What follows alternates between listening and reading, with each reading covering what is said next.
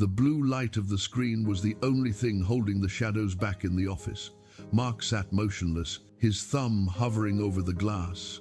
A notification pinged, then another, a rapid-fire sequence that forced his pulse to match the rhythm of the feed. He read a headline and felt a sharp heat bloom in his chest, his jaw tightening until his teeth ached. He swiped past it. The next frame showed a curated moment from a stranger miles away, and the heat instantly evaporated, replaced by a cold, hollow tightening in his gut. 10 minutes. 5 different emotional surges. He leaned forward, eyes tracking the endless vertical crawl of text and images. Every swipe triggered a new demand, a new reaction, a new spike of adrenaline that he did not invite and could not control. He watched his own hand move, sliding the glass to refresh the feed, and realized his movements were no longer his own. They were programmed responses to a machine that knew exactly which buttons to press to keep him hooked. The room felt smaller, the air thick with the silent weight of 1,000 digital voices screaming for his attention, leaving him empty in the center of the artificial noise. Mark pushed his chair back, the wheels scraping harshly against the floorboards. He stood and began to pace. 3 steps to the wall, turn, 3 steps back. The movement was restless, an attempt to outrun the static in his head. He stopped by the dark window, his silhouette barely visible against the glass. He stared at the face, looking back at him, and saw a stranger. He thought of the Ash experiment, rows of people intentionally choosing the wrong line just to align with the crowd. He realized he had been doing the same for years. He had nodded in agreement with ideas that made his skin crawl and kept his silence when he should have spoken. He had lived his life as a mirror, reflecting the opinions of others to avoid the label of the outsider. The realization hit him with the weight of a physical blow. He had erased his own voice to ensure he was never alone, trading his integrity for a seat at a table he did not even like. He placed his palm against the cold glass, looking at his reflection with a sudden, sharp clarity. He had spent his entire adult life performing for an audience that did not care, and in the process, he had forgotten who was supposed to be in the center of the frame. Mark reached out and pressed the side button. The screen went black, and the room plunged into a silence, so absolute it felt like a physical pressure against his eardrums. He sat back down, the chair creaking in the sudden vacuum of sound. His mind drifted back to his brother. The memory arrived unbidden, a kitchen. Late at night, the air thick with tension, he heard his own voice, sharp and precise, weaponizing affection to win a point that no longer mattered. "If you really loved me," he had said. He had used that phrase like a blade, cutting through his brother's defense just to secure a victory. The realization left a bitter taste in his mouth.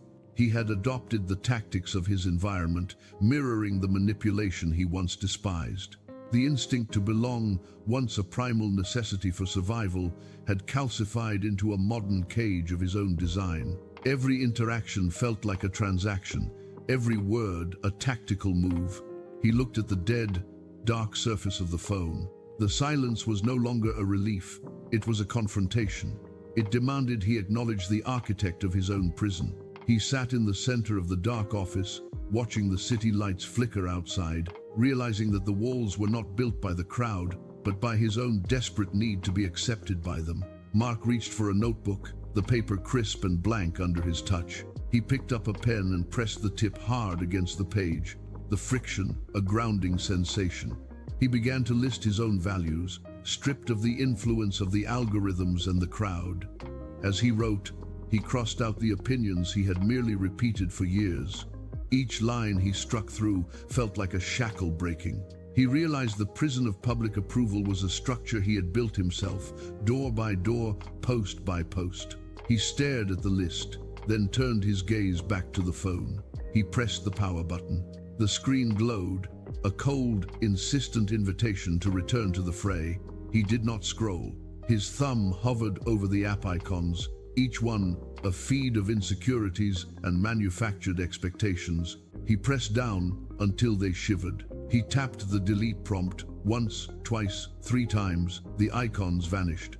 A surge of quiet, raw strength pushed through his chest, sharp and undeniable. The silence in the office no longer felt like a void, but a foundation.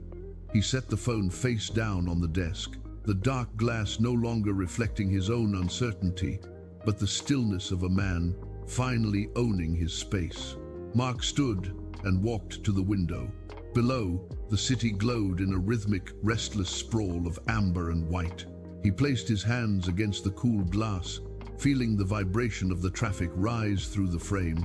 A deep breath filled his lungs, steady and slow. The old fear of being excluded flickered at the edges of his mind, a ghost of the survival instinct that had driven him for years.